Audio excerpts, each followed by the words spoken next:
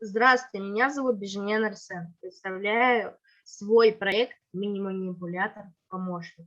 Проблема исследования. Роботы прочно прижились в нашу жизнь. Сегодня никого не удивишь роботом-помощником.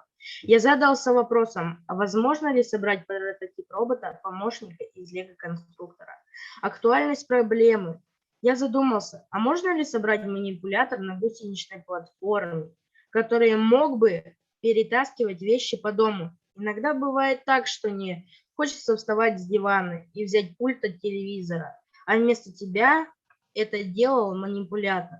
Я решил собрать мобильный манипулятор из лего-конструктора Лего EF3 Windstorm.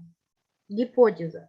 Мини-манипулятор-помощник можно собрать из конструктора Лего, который будет выполнять поставленные задачи. Изучить литературу и интернет-ресурсы по данной проблеме. Второе. Сделать наброски, схемы, рисунок. Третье. Собрать мини-манипулятор. Четвертое. Тест проверки на работоспособность. Пятое. Сделать выводы. Первый этап – изучить литературу и интернет-ресурсы по данной проблеме существующей модели.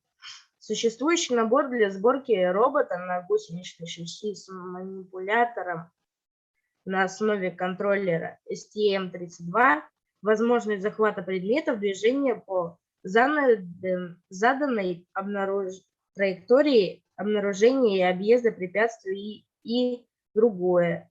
Второй этап – сделать наброски, схемы и рисунок. Третий этап – собрать мини-манипулятор. Четвертый этап – тест проверка на работоспособность. Выводы. Изучить литературу и интернет-ресурсы по данной проблеме. Второе. Сделать наброски, схемы, рисунок. Третье.